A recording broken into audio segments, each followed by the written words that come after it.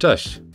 W tym filmie przetestuję rejestrator samochodowy od Xiaomi 70 Mai Dashcam Pro Plus Plus Rear Cam Set. Pełna nazwa, widniejąca na pudełku, jest dosyć trudna do zapamiętania, dlatego posłużę się skrótowymi nazwami modeli elementów tego zestawu. Jest to rejestrator A500S1, dodatkowa tylna kamerka RC06 oraz dla dopełnienia i wykorzystania wszystkich dostępnych funkcji tego urządzenia opcjonalny adapter zasilający 70 MAI Hardware Kit, który odpowiedzialny jest za możliwość uruchomienia trybu parkingowego. Taki pełny zestaw na AliExpress aktualnie kosztuje poniżej 400 zł, już z przesyłką i to z polskiego magazynu, dzięki czemu dotrze do nas w około 3 dni. Dodam tylko, że jest to aktualnie najlepiej sprzedający się rejestrator samochodowy na AliExpress. Około 1,5 roku temu testowałem starszy model tego rejestratora 70 MAI Pro Mi Drive D02, który bardzo pozytywnie mnie zaskoczył jakością, funkcjonalnością i prostotą obsługi. Korzystam z niego do dzisiaj i nigdy mnie nie zawiódł, a nagranie pewnej kolizji, w której brałem udział, przydało się do przyspieszenia czynności związanych z ustaleniem przebiegu zdarzenia. Wynaleziono sporo właśnie egoizmu i...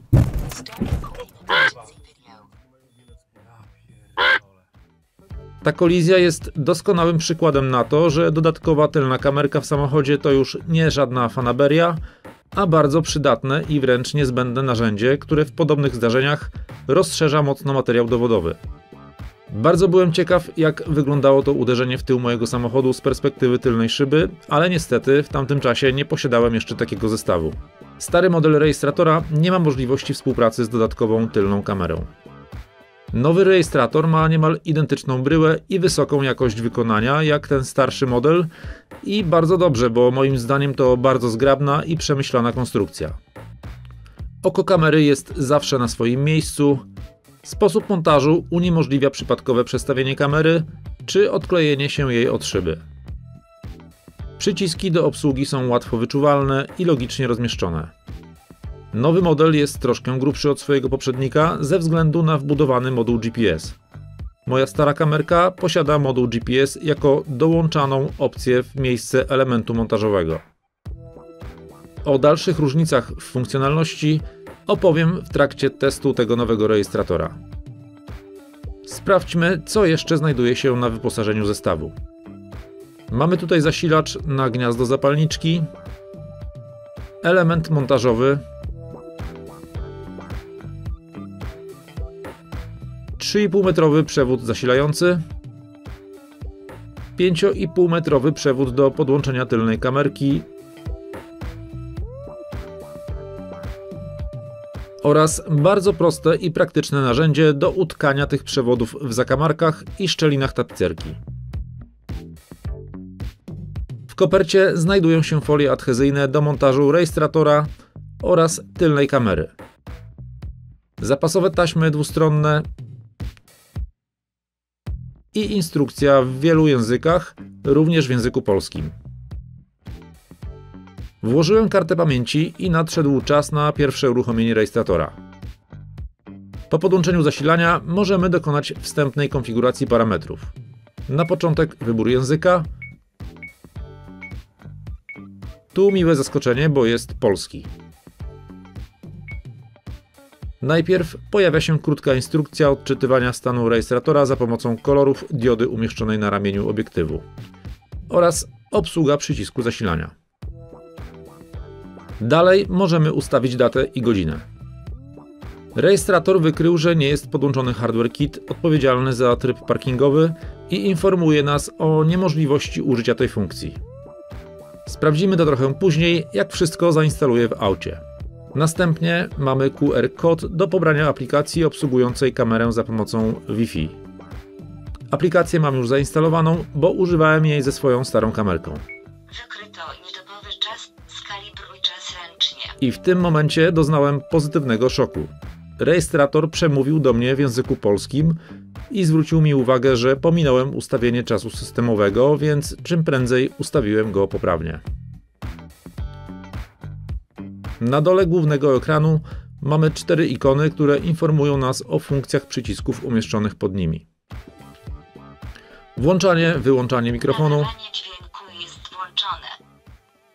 Nagrywanie dźwięku jest włączone. Zabezpieczenie nagrania z jakiegoś zdarzenia. Rozpocznij awaryjne nagrywanie wideo. Ta funkcja załącza się też automatycznie podczas wypadku lub w innej sytuacji, w której czujnik grawitacyjny wyczuje odpowiednio silny wstrząs. W starszej wersji tego rejestratora dodatkowo była możliwość uruchomienia tej funkcji komendą głosową, co uważam za bardzo wygodne rozwiązanie. Record video.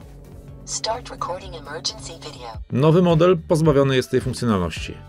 Kolejny przycisk to przeglądanie zapisanych nagrań. Do wyboru mamy wideo z kamery przedniej, tylnej, nagrania ze zdarzenia, z nadzoru parkowania i zdjęcia. Ostatni przycisk to ustawienia systemowe. Mamy tutaj ustawienia wideo. Możemy ustawić czułość zadziałania czujnika grawitacyjnego w przypadku kolizji lub wyłączenie tej funkcji. Ustawienia nadzoru parkowania. Sprawdzimy to po zainstalowaniu kamery w samochodzie i podłączeniu tego specjalnego adaptera umożliwiającego skorzystanie z tej funkcji. Czas nagrywania to czas trwania poszczególnych plików, który możemy ustawić w zakresie od 1 do 3 minut. Archiwizacja wideo to wybór stopnia kompresji. Zakładam, że wysoki to H265, a niski to H264. Wyższy stopień kompresji pozwala nam zmieścić dwukrotnie więcej nagrań w tej samej lub nawet lepszej jakości w porównaniu do starszego kodeka. Rozdzielczość wideo to 3 tryby. Pełna rozdzielczość matrycy to 2592 na 1944, czyli format 4:3. Pozostałe, mniejsze rozdzielczości zachowują ten sam format i ze względu na wszechobecne zastosowanie ekranów panoramicznych 16:9 lub 16:10 brakuje mi tu rozdzielczości przyciętej do tego formatu. Oczywiście zawsze możemy sobie takie nagranie odpowiednio wykadrować podczas przeglądania w playerze, który posiada taką funkcję. Odporność na miganie. Związane jest to z częstotliwością napięcia sieciowego stosowanego w różnych rejonach świata, które może powodować nieprzyjemny efekt migotania, np. lamp ulicznych nocą. Z doświadczenia wiem, że przestawienie tego parametru może wiązać się ze zmianą zapisywania ilości klatek na sekundę na nagraniach, która wynosi połowę wartości częstotliwości. Czyli przestawiając np. na standard europejski PAL, płynność zapisywanych filmów zmniejszy się o 5 klatek na sekundę, dlatego zostawiam NTSC, co gwarantuje mi 30 klatek na sekundę. WDR to tryb szerokiego zakresu dynamiki obrazu. Wygląda na to, że do menu wkradł się błąd, ponieważ pierwsza pozycja powinna mieć nazwę włączono.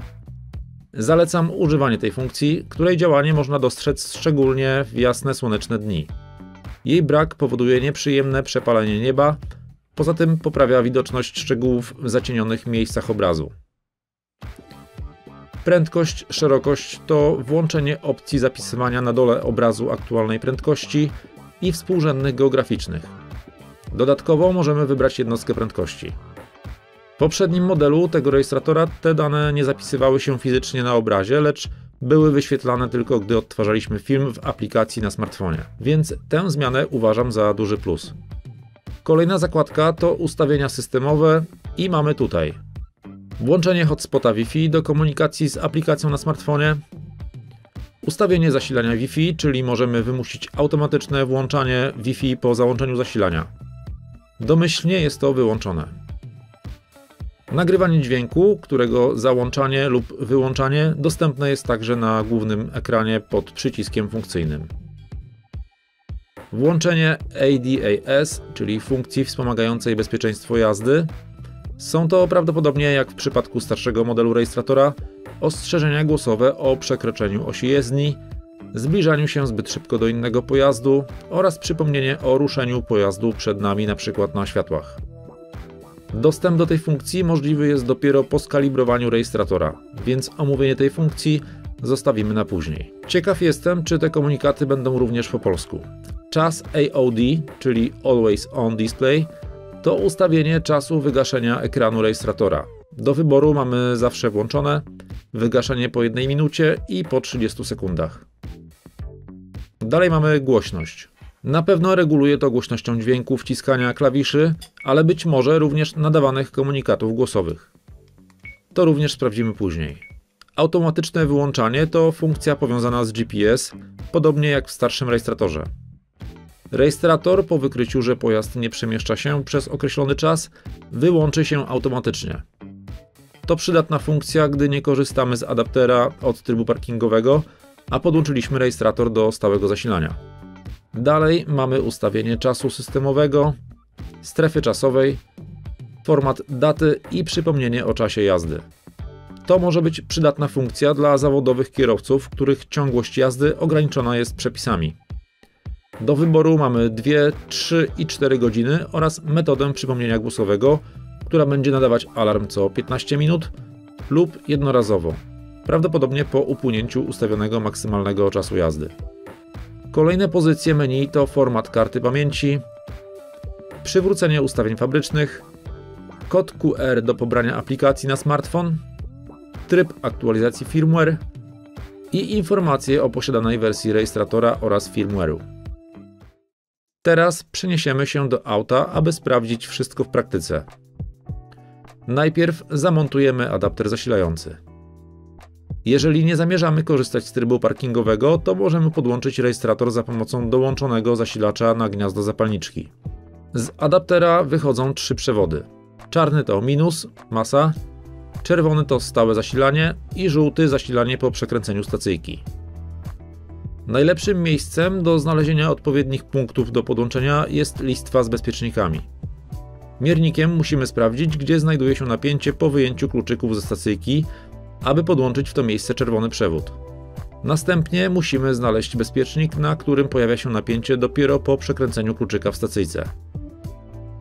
Czarny przewód w ostateczności możemy podłączyć do jakiegoś metalowego elementu karoserii, o ile nie znajdziemy odpowiedniego kabla podłączonego do minusa akumulatora. Tylną kamerkę montujemy po środku tylnej szyby, wybierając takie miejsce, aby w kadr nie wchodziły nam zbytnio ścieżki ogrzewania. Na koniec zamontuję rejestrator na przedniej szybie. Wykorzystam do tego miejsce po mojej starej kamerce. Teraz podłączamy tylną kamerkę i zasilanie. Pierwsza widoczna zmiana po uruchomieniu kompletnego zestawu to klawisz odpowiadający wcześniej za włączanie i wyłączanie mikrofonu. Zmienił on swoją funkcję na zmianę widoku kamery z przedniej i tylnej. Rejestrator informuje nas o tej czynności miłym kobiecym głosem. Przełącz na nagrywanie tyłu. Przełącz na drogę z przodu. Komunikat może sugerować, że zmieniając widok pomiędzy kamerami, zapisujemy tylko widok jednej z nich, aktualnie oglądany. Ale to drobny błąd językowy. Tak naprawdę rejestrator zapisuje cały czas obraz z 2 kamer jednocześnie, tworząc 2 oddzielne pliki. Teraz skalibruję funkcję ADAS. W tym celu musimy ustawić przednią kamerę tak, aby przerywana linia znajdowała się na krawędzi maski samochodu. Następnie musimy jechać przez jakiś czas z prędkością ponad 20 km/h po drodze, na której widoczne są linie osi jezdni. Rozpoczyna się kalibracja ADAS. Zachowaj prędkość co najmniej 20 km/h.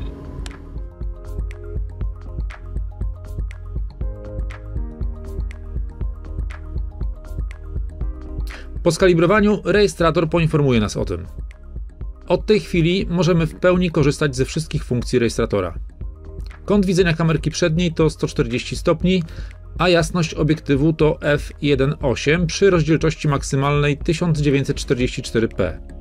Tylna kamera posiada kąt widzenia 130 stopni, jasność f2.0 i rozdzielczość Full HD, czyli 1080p. To bardzo dobre parametry, które w połączeniu z sensorem Sony IMX335 powinny zagwarantować przyzwoity obraz zarówno w dzień, jak i w nocy. Ostrzeżenia ADAS mamy 3, które w menu możemy sobie odpowiednio włączyć lub wyłączyć. Wykrycie ruchu pojazdu z przodu, zmiana pasa ruchu oraz zderzenie czołowe. Wyświetlacz ADAS to funkcja, która przy włączonym podglądzie na ekranie głównym powinna nam oznaczać rozpoznane przez system rejestratora pojazdy. Uznaję to za mało użyteczny bajer. Niestety w komunikatach głosowych znalazłem 2 błędy. Tłumaczenie komunikatu zatytułowanego w menu ADAS jako zderzenie czołowe powinno raczej brzmieć: uważaj, pojazd przed tobą lub uwaga, pojazd z przodu. A brzmi tak: Uważajcie na przedni samochód. zmiana pasa ruchu. Ten komunikat jest poprawny. Zmiana pasa ruchu. Komunikat, który był mi najbardziej przydatny w starszej wersji tego rejestratora, to wykrycie ruchu pojazdu z przodu. Pojawiał się on, gdy pojazd przed nami już ruszył, a my nadal stoimy na przykład na światłach lub w korku. Ten komunikat nie jest nadawany głosowo, a wyświetla się jedynie jako napis na ekranie, więc tak naprawdę w tym momencie jest bezużyteczny.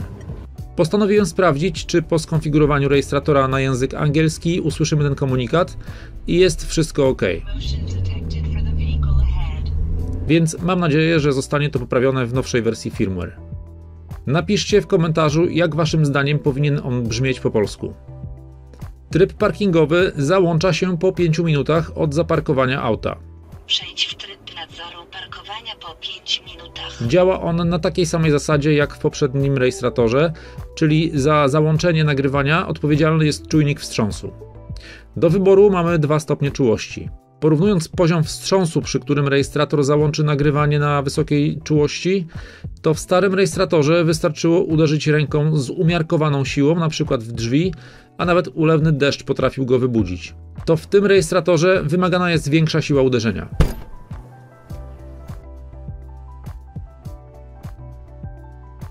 W starym rejestratorze tryb parkowania załączał się z wbudowanej baterii i po kilkukrotnym uruchomieniu wyładowywał ją.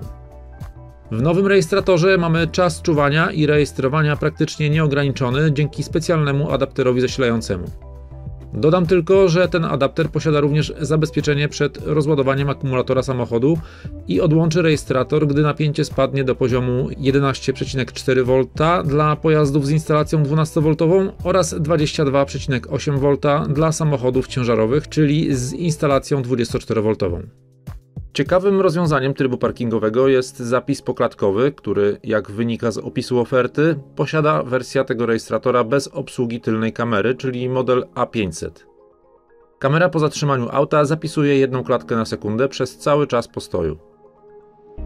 Aplikacja do obsługi urządzeń 70 MAI, oprócz możliwości podglądu i ściągania nagrań, pozwala na bardzo wygodną konfigurację. Dodatkowo w tym modelu mamy bardzo ciekawą funkcję, której nie zauważyłem w przypadku mojej starej kamerki, pomimo posiadania modułu GPS. Ten rejestrator posiada archiwum tras przejazdu. Możemy ściągać z kamerki dane dotyczące przebiegu trasy, czas, lokalizację, średnią i maksymalną prędkość, ilość przejechanych kilometrów. Możemy zapisać z tego film lub zrzut ekranu i udostępnić to gdzie chcemy i komu chcemy. Teraz kilka próbek nagrań. Dla lepszego odbioru będę kadrował do formatu 16:9.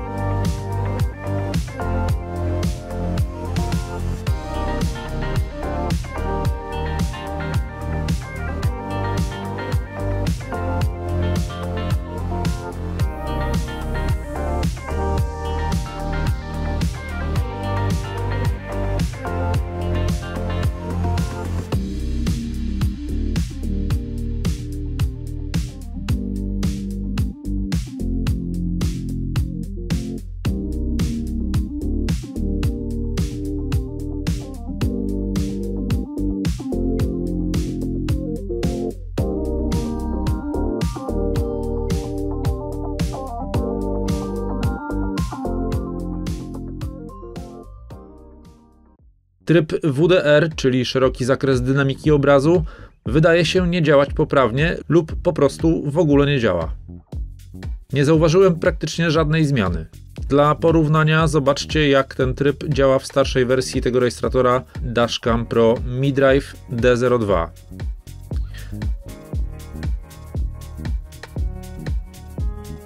Widać wyraźną różnicę na korzyść starszego rejestratora. W sumie w menu tę funkcję według polskiego opisu możemy wyłączyć lub wyłączyć, więc chyba nie ma się co czepiać. Pomimo tego uważam ten zestaw za wart swojej ceny. Poza drobnymi wpadkami związanymi z polską wersją językową oraz trybem WDR, które być może zostaną poprawione w nowej wersji firmware, to świetne urządzenie. Jakość nagrań jest na przyzwoitym poziomie. Zapis danych z GPS na kadrze filmu oraz tylna kamera mocno poszerza nam materiał dowodowy na wypadek jakichś wątpliwości, szczególnie gdy całkiem prawdopodobne jest wejście w życie ustawy o braku odmowy przyjęcia mandatu karnego. Link do aktualnej ceny umieszczam pod filmem. To by było na tyle. Cześć!